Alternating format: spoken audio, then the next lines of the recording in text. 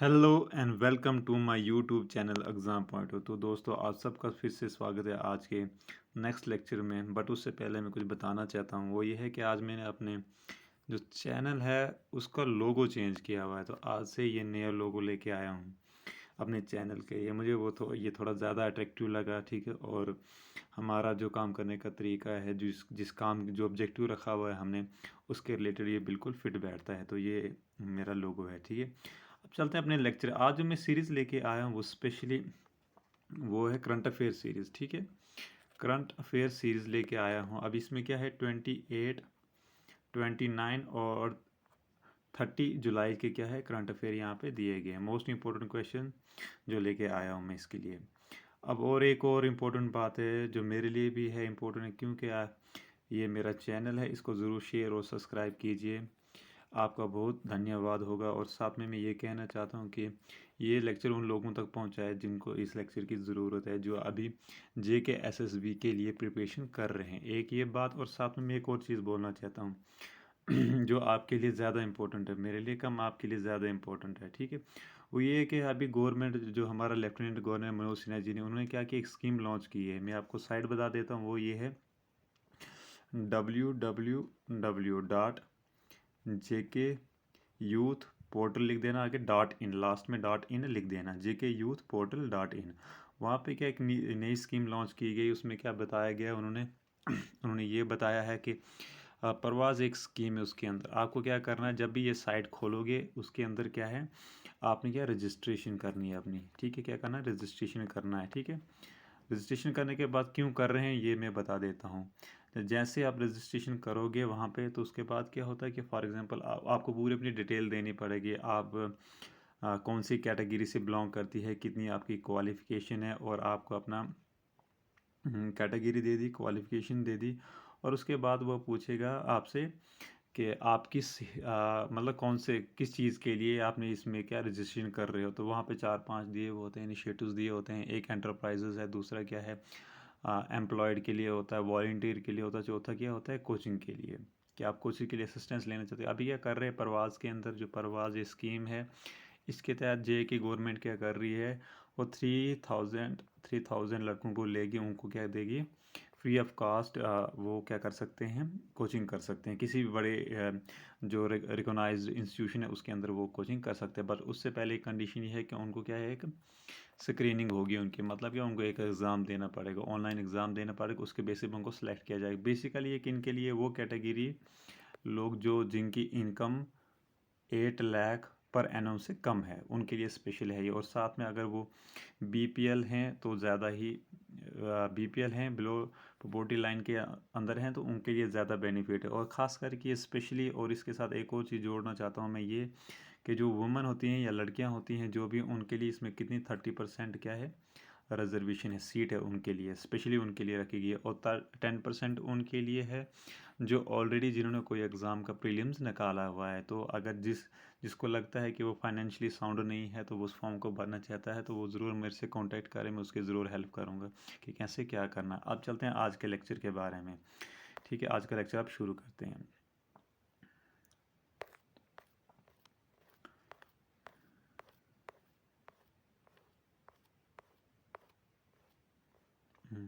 आज का जो पहला क्वेश्चन लेके आया हूँ मैं, वो ये है कि centre has accredited how many academies across country under Khelo India scheme recently. अभी जो हमारा ये खेलो इंडिया चल रहा है भारत के अंदर, जो कि है नरेंद्र मोदी ने इसकी इनाग्रेशन की हुई है, वो कब की है, 2018 में की हुई है, ठीक है।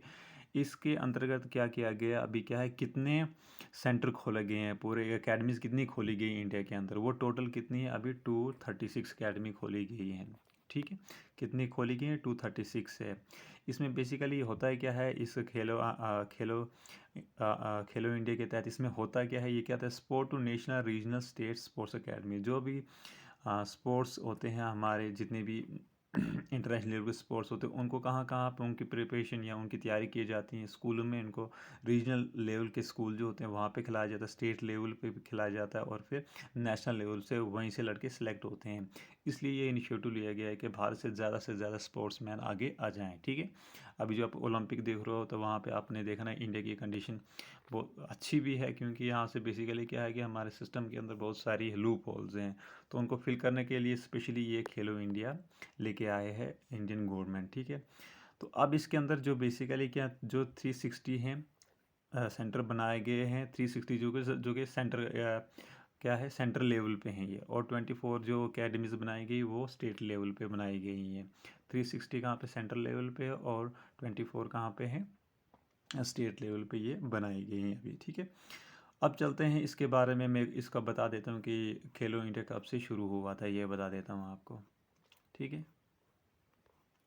और उसके कुछ अंदर कुछ और स्कीम्स भी आती हैं वो भी बता दूंगा मैं आपको, ठीक है। स्पेशली ये कब किया था गवर्नमेंट ऑफ इंडिया ने इसको स्पेशली, क्यों, क्योंकि इंडिया में जो स्पोर्ट्स होता है उसका कल्चर को ग्रास रूट तक लिया जाए, ठीक है। गांव-गांव तक इसको क्या है प्रमोट किया जाए, ताकि गांव से लोग उठ के अपने स्पोर्ट्स, क्योंकि बेसिकली क्या लोगों को इसको एक आप स्कूल में भी जब पढ़ते होंगे आपने देखा होगा स्पोर्ट्स के ऊपर ज़्यादा ध्यान नहीं दिया जाता है, वो सोचिए एजुकेशन के ऊपर ही सब कुछ है। बट स्पोर्ट्स आजकल इस टाइम पे आज के जो 21 सेंचुरी चली इस टाइम में स्पोर्ट्स बहुत ज़्यादा स्कोप है, आप बहुत ज़्यादा आगे जिस बंदे में काबिलियत है, जो करना चाहता है, हार्ड वर्क करना चाहता है, इसके अंदर बहुत पोटेंशियल है, ठीक है। अभी क्या गवर्नमेंट भी असिस्टेंस प्रोवाइड कर रही है। तो ये बेसिकली स्कीम कब लॉन्च हुई थी, ये हुई थी 2000 बेसिकल 2017-18 लिखा हुआ, 2018 के अंदर की हुई थी ये स्कीम लॉन्च, ठीक है। किसने की थी, खुद प्राइम मिनिस्टर नरेंद्र मोदी ने की। तब के जो स्पोर्ट्स मिनिस्टर ये थे, बट आज ये हमारे स्पोर्ट्स मिनिस्टर नहीं है, आज कौन है, किरण रिजिजू जी, वो है आज के स्पोर्ट्स मिनिस्टर। एक बात ये याद रखना, इसके अंदर क्या है 3 स्कीमें लॉन्च की गई हैं, देखो 3 है। एक तो ये है खेलो इंडिया यूथ गेम्स है, दूसरे खेलो इंडिया यूनिवर्सिटी कैंपस है, 2 तीसरे खेलो इंडिया विंटर गेम्स होती हैं। आपने देखा होगा खेलो इंडिया विंटर गेम्स कहाँ पे हुई थी, गुलमर्ग के अंदर हुई थी। 2019 में कहाँ हुई थी, ये गुलमर्ग के अंदर हुई थी। उसके बाद पैंडेमिक पड़ा तो उसके बाद नहीं हो पाया, बट ये 2019 में कहाँ गुलमर्ग में हुई थी खेलो इंडिया विंटर गेम्स, ठीक है। अभी खेलो इंडिया यूनिवर्सिटी गेम्स क्या कहाँ पे पूरी यूनिवर्सिटी लॉन्च की गई है, वो कहाँ पे की वो भी मैं आपको बता दूंगा, ठीक है। वो कहाँ बेसिकली किया हुआ इन्होंने, वो क्या किया गया है उड़ीसा के अंदर। ये सारे करंट अफेयर के क्वेश्चन इंपॉर्टेंट है। एक तो इसकी लॉन्च डेट क्या थी खेलो इंडिया की, एक ये आपको याद रखना है, और साथ साथ में ही किसने इसका इनाग्रेशन किया, लॉन्च किसने किया था, वो खुद पीएम ने किया था। और साथ में आज के जो तब तो विजय गोयल थे, बट आज के जो स्पोर्ट्स मिनिस्टर है हमारे वो कौन है, किरण रिजिजू जी, ये आपको याद रखना है, ठीक है। ये था इस क्वेश्चन के बारे। अब चलते हैं अपने नेक्स्ट। हाँ हाँ, ये बात मैं भूल गया आपको बताने के लिए, ये है वो, हाँ सॉरी, आपको मैं बताना भूल गया। वो क्या किया कि अभी क्या है, prime minister to declare open the first ever Khelo India university campus. वो कहाँ पे खोला गया है, वो कहाँ के खोला गया है, उड़ीसा के अंदर खोला गया है। और उसके अंदर बेसिकली कितनी स्पोर्ट्स हैं हमारे, देखो 17 स्पोर्ट्स को इंक्लूड किए गए हैं। ये तो एथलीट्स आए थे वहाँ पे पार्टिसिपेट करने के लिए। 150 यूनिवर्सिटी से 3500 एथलीट को बुलाया गया था। ये कब हुआ था, ये डेट रखो, 1 मार्च 2020 को उड़ीसा के अंदर ये खेलो इंडिया यूनिवर्सिटी गेम्स की गई थी, ठीक है। और जो इम्पोर्टेंट इसमें कौन कौन से स्पोर्ट्स हैं आपको जनरल में याद रखना कि कितने हैं, 17 स्पोर्ट्स हैं इसके अंदर। देखो कौन कौन से जो इंटरनेशनल लेवल पे खेले जाते हैं, जैसे आर्चरी हुआ, एथलीट हुआ, बॉक्सिंग, फेंसिंग, जूडो, स्विमिंग हुआ, वेट लिफ्टिंग हुआ, रेसलिंग हुआ, बैडमिंटन हुआ, बास्केटबॉल, फुटबॉल, हॉकी। अभी देखना जो वेट लिफ्टिंग में है, अभी आप टोक्यो ओलंपिक देख रहे होंगे, टोक्यो ओलंपिक में क्या हुआ है वेट लिफ्टिंग के अंदर शायद 49 कैटेगरी के अंदर हमारे जो है मीराबाई चानू जी ने क्या है हमारे लिए सिल्वर मेडल लेके आए हुए, वो भी ओलंपिक गेम्स के अंदर, कहाँ, टोक्यो में 2020, जो कब से शुरू हुआ था, 23 जुलाई से शुरू हुआ था, ठीक है। एक ये बात है। और अभी एक और इम्पोर्टेंट, बैडमिंटन, पीवी सिंधु जो अभी भी ये खेल रही हैं वहाँ पे, पीवी सिंधु आप देख रहे होंगे, इसके बारे में आप पढ़ लेना, ठीक है। जूडो और फेंसिंग, फेंसिंग में याद रखना एक लड़की आई है, नई आई हुई, ठीक है, इसके बारे में पढ़ लेना। रेसलिंग का भी अभी बकाया है, हॉकी अभी चल रहा है, ठीक है। ये 17 स्पोर्ट्स इसके अंदर रखे गए थे, ताकि आपने क्या है ग्रास रूट से लड़कों को उठा के इंटरनेशनल लेवल पे ले जाए, और इंडिया जो है स्पोर्ट्स के मामले टॉप टॉप पे आना चाहता है। इसलिए ये स्कीम ये बहुत इंपॉर्टेंट स्कीम है, क्योंकि पहले ज़्यादातर इस पर ध्यान नहीं दिया जाता था। गवर्नमेंट के थ्रू भी, और जो भी अकेडमीज इसके ऑर्गेनाइजेशन इसके साथ लिंक में आती थी वो भी इस पर ध्यान नहीं देते थे। वो वहाँ पे बहुत ज़्यादा करप्शन सिस्टम आपने देखा होगा, कॉमनवेल्थ गेम दिल्ली में क्या हुआ था, तो इसके बारे में डिस्कस नहीं करेंगे। ये था आज का मोस्ट इम्पोर्टेंट क्वेश्चन। अब चलते हैं अपने नेक्स्ट क्वेश्चन के ऊपर। नेक्स्ट क्वेश्चन क्या है हमारा, हाँ जी, नेक्स्ट क्वेश्चन ये बोलता है कि government had decided to set up centre for bio resource and sustainable development in which state. ये इंपॉर्टेंट क्यों बन जाता है, मैं इसके बारे में बाद में बताता हूँ। सबसे पहले ये कहाँ पे खोला गया कि स्टेट के अंदर है, bio resources and sustainable development Arunachal Pradesh के अंदर है। और अरुणाचल प्रदेश वहाँ के सीएम कौन है, पेमा कांडू जी हैं। और इनकी क्या है ये कैपिटल कहाँ पे, ईटानगर में। ये आया वहाँ के लिए। अब चलते हैं ये बायो रिसोर्सेज और ये सस्टेनेबल डेवलपमेंट क्या है, इसके अंदर अरुणाचल प्रदेश को क्यों लिया गया है, ये बता देता हूँ मैं आपको। ये वो हमारा खेलो इंडिया मिशन, देखो ये है।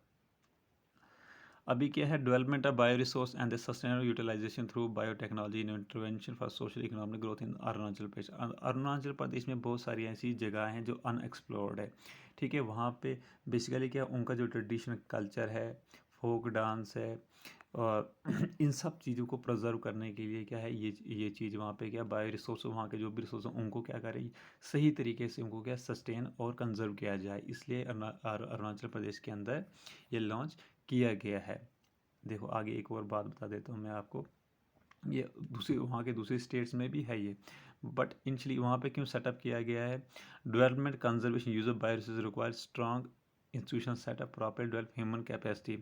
ठीक है, ये बातें हुई, ये थी इसके रिगार्डिंग। बेसिकली ये करना क्या चाहते हैं वहाँ पे, जो वहाँ का जो उनका कल्चर, ट्रेडिशनल कल्चर हुआ, फोक डांस हुआ, ठीक है, वहाँ के जो भी रीति रिवाज आते हैं, वहाँ पे जो स्पीशीज़ पाई जाती हैं, ठीक है, जो अनएक्सप्लोर जगह है वहाँ पे, उनको क्या एक तो प्रिजर्व करना, और साथ साथ में अरुणाचल प्रदेश को क्या करना है, डेवलप करना है।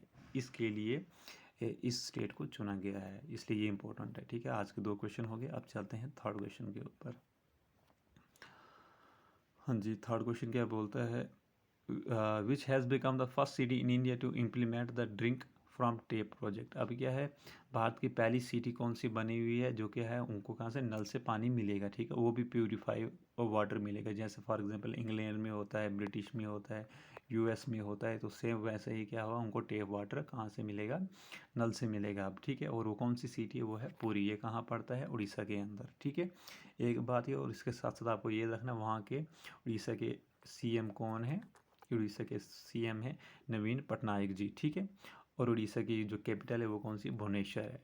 स्पेशली ये जो टेप वाटर प्रोजेक्ट चलाया हुआ है, टेप प्रोजेक्ट चलाया ड्रिंकिंग वाटर का, स्पेशली ये कितने लोगों को कवर करेगी, ये 25 लैक्स लोगों को कवर करेगा वहाँ पर। और साथ साथ जो टूरिस्ट वहाँ पे आते हैं, ऑलमोस्ट 200 करोड़, 2 करोड़, 200 करोड़ नहीं, सॉरी, 2 करोड़ टूरिस्ट वहाँ पे पर हर साल आते हैं वहाँ पे, उनको ताकि उनको भी ड्रिंकिंग वाटर सेव, उनको डिस्टिल वाटर लेने की ज़रूरत नहीं पड़ेगी। तो ये स्कीम भारत की पहली सिटी के अंदर लॉन्च की गई है, किसके द्वारा, नवीन पटनायक के द्वारा। कहाँ, पुरी के अंदर। इसके बारे में और बता देता हूँ कि एक होलिस्टिक प्लेस है ये पुरी। कहाँ गया, ऊपर चला गया ना, ये है जी। क्या गया, उड़ीसा के जो सीएम है Naveen Patnaik on Monday inaugurated drink from tap mission in Puri, making it the first city in India 24/7 quality drinking water supply. और उन्होंने कहा कि इतना ये है 24/7 और में आपको क्या, हर टाइम आपको क्या वहाँ पे पानी मिलेगा। और कितने लोगों तक बेनिफिट पहुँचेगा, 2.5 लाख पॉपुलेशन। और जो टूरिस्ट वहाँ पे एनुअल में आते हैं और इस प्लेस के अंदर, तो उनको भी यही पानी दिया है, ताकि वो जो डिस्टिल वाटर का इस्तेमाल करते हैं उसका नहीं करेंगे। तो ये बहुत बड़ी स्कीम है, ताकि लोगों को सही पानी प्रोवाइड किया जाए। जो पानी का स्टैंडर्ड, क्वालिटी स्टैंडर्ड होगा वो ये है। और ये कंपेयर किया जाता है यूएस के साथ, वहाँ का जो पानी उसके साथ कंपेयर किया जाता है, ब्रिटिश, कनाडा, यूके वगैरह सिटी के जो बड़ी बड़ी इंटरनेशनल सिटीज़ हैं उनसे कंपेयर किया जाए कि उस क्वालिटी का पानी वहाँ पे प्रोवाइड किया जाएगा, ठीक है। एक बात ये आया। और अब ये था इस प्रोजेक्ट के ऊपर। अब चलते हैं अपने नेक्स्ट, आज के कितने कितने क्वेश्चन हो गए हमारे अभी तक, 3 क्वेश्चन हो गए। अभी चलते हैं फोर्थ क्वेश्चन, क्या कहता है, name the current women and child development ministry. कौन सी, women and child development ministry who launch 24/7 helpline number for women affected by violence. वो वुमेन जिनको डोमेस्टिक वायलेंस की शिकार हो जाती हैं, स्पेशली उनके लिए जो चाइल्ड डेवलपमेंट मिनिस्ट्री होती है, उन्होंने क्या है, एक नंबर लॉन्च किया गया है, ठीक है। वो कौन सा नंबर है, यहाँ पे मैंने लिखा भी है, क्या है, 7827 170170 ये नंबर लॉन्च किया गया है, ठीक है। और अब ये जो human and child development ministry ये किसके अंदर आती है, यहाँ के मिनिस्टर कौन है, यूनियन मिनिस्टर वो है स्मृति जुबिन ईरानी जी, ये वहाँ इसकी मिनिस्ट्री है, इन्होंने ये स्कीम लॉन्च की गई है। इसके बारे में थोड़ा बहुत आपको एक्स्ट्रा नॉलेज देते हैं। कहाँ गया, ये है, हाँ जी ये है, ठीक है। अभी जो इसके जो ये मिनिस्ट्री के इसके हेड कौन है, कौन यूनियन मिनिस्टर है, वो है स्मृति ईरानी जी, ठीक है।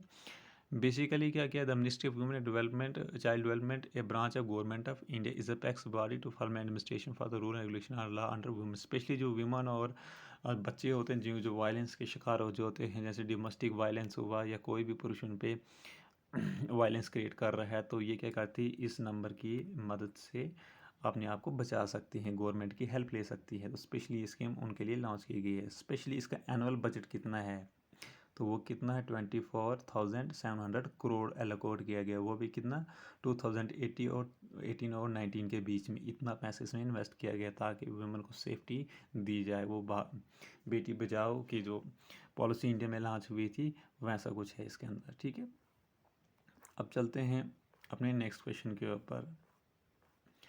नेक्स्ट क्वेश्चन क्या कहता है आज का fifth, Indira 2021 Indo Russia joint military exercise will be held at. अब बोलता है कि भारत की जो इंडिया और रशिया के बीच में जो मिलिट्री एक्सरसाइज होती है उसका नाम क्या है, इंदिरा। क्या नाम है उसका, इंदिरा। भारत और रशिया के बीच में जो मिलिट्री एक्सरसाइज होती हैं उनका नाम क्या है, इंदिरा।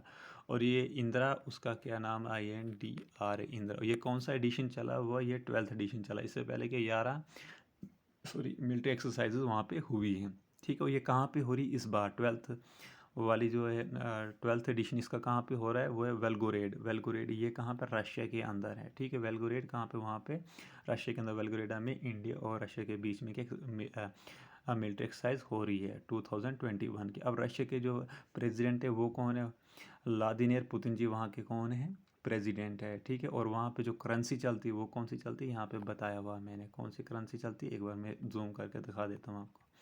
कौन सी करेंसी चलती है, रशियन रूबल वहाँ पे चलता है। ये इंपॉर्टेंट है एग्जाम के लिए, एक तो ये इंपॉर्टेंट है और एक्सरसाइज का नाम है, कौन सा एडिशन चला हुआ है। ये 3 चीज़ें इंपॉर्टेंट है। ये डेट आपको याद नहीं रखनी। 1 से 13 अगस्त 2021 को वहाँ पे ये हो रहा है। और ये जो एक्सरसाइज हो रही है, अब इसका ऑब्जेक्टिव क्या है, इसका ऑब्जेक्टिव है सर मैं आपको बता देता हूँ, टू काउंटर टेररिज्म।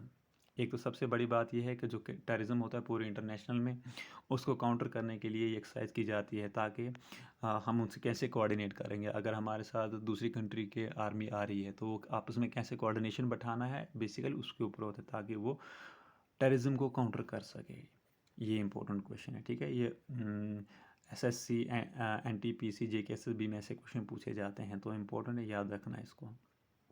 अब चलते हैं नेक्स्ट क्वेश्चन के ऊपर। Nandu Natekar who passed away at the age of 88 was associated with which sports. तो नंदू नटेकर कौन सी स्पोर्ट्स खेलते थे, किस स्पोर्ट से बिलोंग करते हैं, ठीक है। वो करते हैं बैडमिंटन से, बैडमिंटन से बिलोंग करते हैं। अब ये क्वेश्चन क्यों इंपॉर्टेंट बन जाता है, देखो क्यों।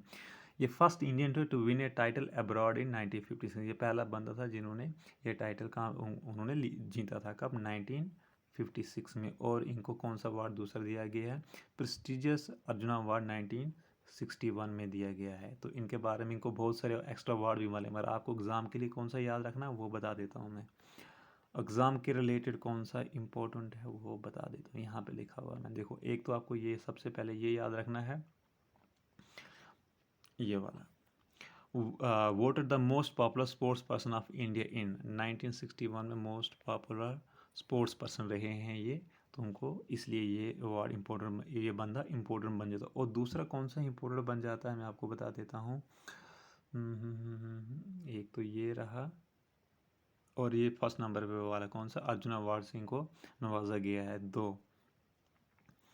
हाँ ये वाला थर्ड वाला, represent India at the Commonwealth game in Jamaica. देखो इन्होंने कॉमनवेल्थ गेम जो 1966 में जमीका के अंदर हो रही थी वहाँ को इन्होंने भारत का प्रतिनिधित्व किया हुआ था, इसलिए ये बंदा इम्पोर्टेंट बन जाता है करंट अफेयर के हिसाब से, ठीक है।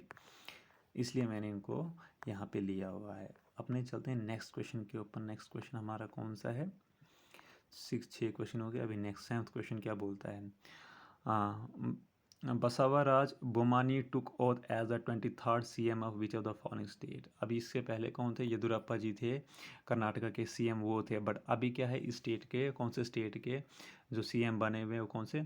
बसुराय बोमानी जी बने हुए हैं, वो है बने हैं कर्नाटक के। और कर्नाटक के इससे पहले जो CM थे वो येदुरप्पा जी थे। ये कौन से CM बने? 23rd CM ऑफ कर्नाटका के बने हुए हैं। इन्होंने किसको सक्सीड किया है? BS येदुरप्पा को किया है, जो जिन्होंने क्या किया है, कैबिनेट से रेजिग्नेशन दिया हुआ है। कब? 26 जुलाई को दिया हुआ है। तो इसलिए इम्पोर्टेंट बनता है ये एग्ज़ाम के लिए ये क्वेश्चन। अब चलते हैं नेक्स्ट क्वेश्चन के ऊपर। नेक्स्ट क्वेश्चन हमारा क्या बोलता है? 8th question, most important question है ये। Harappan city of Dholavira in which Indian state has been declared as a world heritage site by UNESCO ने। अभी अभी इसी महीने के अंदर भारत की 2 साइट्स के वर्ल्ड हेरिटेज साइट के अंदर आई हुई है, यूनेस्को के अंदर आई हुई हैं। अभी रिसेंटली में जो हो वो कौन से? गुजरात के अंदर कौन से? ढोलोवेरा, ये आई हुई है। ठीक है, तो मैं आपको एक और चीज़ बताता हूँ यूनेस्को के बारे में। यूनेस्को का जो है हेडक्वार्टर वो कहाँ है? फ्रांस के पेरिस के अंदर है। पेरिस के अंदर इसका हेडक्वार्टर है। एक बात, उसके डायरेक्टर जनरल कौन है वो याद रखें, ऑड्री एजुलाई इसके कौन है? डायरेक्टर जनरल है। अब इससे एक और इम्पोर्टेंट क्वेश्चन ये बनता है कि इसी मंथ में जुलाई के अंदर में एक और हमारी साइट वर्ल्ड हेरिटेज के अंदर आई हुई है। वो कौन सी? वो आपको बताना है। बोला तेलंगाना। ये क्वेश्चन मैंने पहले भी पढ़ा हुआ, आपको बताना, मगर फिर भी मैं ऊपर आपको बता दूंगा, इसके बारे में बता देता हूँ। ढोलावीरा का पिक दिखा देता हूँ। हाँ, हड़प्पा सिविलाइजेशन से बिलोंग करता है ये। कहाँ गया? ये है, देखो ये है साइट ढोलावीरा। ठीक है, एक ये बात याद रखनी, कहाँ पे? ये गुजरात के अंदर है। ठीक है, गुजरात के अंदर है। दूसरा ये धोलावीरा किस हड़प्पा सिविलाइजेशन से आती है? हड़प्पा की एक सिटी है धोलावीरा। ठीक है, एक ये याद रखना, अभी जो यूनेस्को की जो 44 सेशन चली हुई 2021 के, उसमें इस साइट को वर्ल्ड हेरिटेज के अंदर लिया गया है ढोलावीरा को। और सबसे पहले एक और मोस्ट इम्पोर्टेंट ये क्वेश्चन आ सकता है, this site was discovered in 1967-68 by JP Joshi. सबसे पहले जो एकोलॉजिस्ट सर्वे ऑफ इंडिया ने करवाई थी, हमारे जो JP जोशी जी थे, उन्होंने इस साइट को फाउंडेशन की थी, मतलब उन्होंने इसको इन्वेंट किया हुआ था। ठीक है, तो एक तो ये बात इम्पोर्टेंट है, किसने इसके डिस्कवरर कौन है? JP जोशी। एक ये याद रखना है, यूनेस्को का कौन सा सेशन चल रहा है? 44, और उसमें हमारी अभी क्या 2 साइटें आई हुई हैं जुलाई के अंदर ही। एक तो ये ढोलावीरा और एक और है तेलंगाना के अंदर कौन सा? शिव टेम्पल है, याद रखना। शिव टेम्पल कौन सा? ककारिया, जिसको क्या है? तेलंगाना के अंदर है वो। ठीक है, 2 ये इंपॉर्टेंट क्वेश्चन है इसके अंदर है। ठीक, अब चलते हैं आज के लास्ट क्वेश्चन। कौन से है? कितने क्वेश्चन हो गए हमारे? 8 क्वेश्चन हो गए। आज के 9th क्वेश्चन, लास्ट क्वेश्चन पे चलते हैं। आज का जो लास्ट क्वेश्चन वो क्या बोलता है? International monetary fund IMF has projected India's growth rate at what % for current fiscal year. इस फिस्कल ईयर में इंडिया की जो ग्रोथ रेट है वो IMF ने कितनी बताई? वो बताई है 9.5 बताई गई है। ये उनके पेंडेमिक के बाद भी इतना बता रहा है वो। ठीक है, एक तो ये बात है। दूसरे आपने ये याद रखना कि IMF की जो फाउंडेशन है, फॉर्मेशन कब हुई है? वो हुई है 10-20 एक मिनट में जूम करके बता देता हूँ आपको कब हुई है। 27 दिसंबर 1947 में हुई इसकी फॉर्मेशन। हेडक्वार्टर कहाँ? वाशिंगटन DC के अंदर। इसके मेंबर कितने हैं IMF के? वो है 190 कंट्रीज़ हैं। ठीक है, थ्रू आउट द वर्ल्ड है। ये हुए 3, एक तो इसकी फॉर्मेशन, हेडक्वार्टर कहाँ है, और मेंबर कितने हैं। एग्ज़ाम के लिए एग्जैक्ट ये क्वेश्चन बनाया गया है। और चौथा, इसके मैनेजिंग डायरेक्टर कौन है? ठीक है, क्रिस्टिना जॉर्जी है इसके मैनेजिंग डायरेक्टर है। और चीफ इकोनॉमिस्ट कौन है? गीता गोपीनाथ। अब गीता गोपीनाथ आपसे लगता है कि इंडियन होंगी, इन दोनों के बारे में मैं आपको बता देता हूँ कि ये क्या है। एक तो मैनेजिंग डायरेक्टर हैं, दूसरे चीफ इकोनॉमिस्ट हैं। जो पहले गीता मित्तल के बारे में, बिकॉज क्यों? क्योंकि वो इंडिया से बिलोंग करते थे। ठीक है, ये है जी गीता गोपीनाथ। ठीक है, ये इनका बर्थ डेट है। ये क्या क्या है अभी करंटली में? चीफ इकोनॉमिस्ट कहाँ है? IMF के अंदर। कब से शुरू किया इन्होंने? 2019 से शुरू किया गया। एक ये बात आपको इनकी याद रखनी है, 1 जनवरी 2019 में इन्होंने क्या है वहाँ पे वो वहाँ पे चीफ इकोनॉमिस्ट बनी हुई थी। ठीक है, और इनको किसकी जगह पे बनाया गया था? मोर्शी ऑब्स्टफेल्ड की जगह पे इनको वहाँ पे बनाया गया था। अब जो इम्पोर्टेंट है इसके बाद वो मैं बता देता हूँ। देखो ये कहाँ पे है, कहाँ पे इनकी जो अर्ली लाइफ के बारे में बता देता हूँ। ये कहाँ पे, कन्नौर, कन्नौर की रहने वाली थी। जो कौन सी फैमिली है, मलाइमी फैमिली से बिलोंग करते थे। ठीक है, इनके फादर का नाम क्या था, टीवी गोपीनाथ थे। ठीक है, इतना इनके लिए काफ़ी है। अगर अब मैं बता देता हूँ एक और चीज़, ये वाली मोस्ट इम्पोर्टेंट। देखो ये वाला याद नहीं रखना। यहाँ से इन 2019 शी वाज, एक मिनट में इसको थोड़ा पीछे कर देता हूँ। In 2019 she was awarded the Pravasi Bharatiya Samman, the highest honour for a person of Indian origin. Basically जो गीता गोपीनाथ है ये इंडियन ओरिजिन का, अभी वो फॉरेन में रह रहे हैं, तो इनका ओरिजिन इंडिया से, इसलिए इनको कौन सा अवार्ड दिया गया, प्रवासी भारतीय सम्मान दिया गया। किसने दिया, भारत के प्रेसिडेंट ने दिया है। ठीक है, ये इंपॉर्टेंट बन जाता है। कब दिया गया, 2019। अगर कोई पूछेगा 2019 में प्रवासी भारतीय सम्मान किसको मिला है, वो क्या है, गीता गोपीनाथ जी को मिला है, जो कौन है, चीफ कम्युनिस्ट हैं, कहाँ पे, IMF के अंदर। ठीक है, अब चलते हैं, और इनका फ़ोटो शेयर मैंने दिखा दिया आपको, ये है इनकी फ़ोटो। ठीक है, माइंड में बैठा लेना इस बात को। अब चलते हैं जो मैनेजिंग डायरेक्टर है वहाँ के, उनके बारे में पढ़ लेते हैं। जो मैनेजिंग डायरेक्टर है कौन, क्रिस्टीना जॉर्जी। वो कहाँ की रहने वाली, बल्गेरिया की रहने, अभी करंटली में वहाँ की क्या है, इससे पहले उन्होंने बहुत सारी संस्थाओं में काम किया है, मगर अभी वो करंटली में क्या, IMF की है मैनेजिंग डायरेक्टर हैं। ठीक है, इनकी लाइफ हिस्ट्री के बारे में बताने इतना काफ़ी है आपको। तो ये आज के थे मोस्ट इंपॉर्टेंट 9 क्वेश्चन लेके आया है। तो आई होप आपको ये लेक्चर पसंद आया होगा। मेरे चैनल को ज़रूर शेयर एंड सब्सक्राइब कीजिए, ताकि मैं और आपकी ज़्यादा हेल्प कर सकूं। ठीक है, मुझे भी मोटिवेशन मिले कि ताकि मैं आपकी और हेल्प कर सकूं। ठीक है, thank you so much for watching my video. मिलते हैं तब तक के लिए नेक्स्ट लेक्चर में। Okay, bye bye.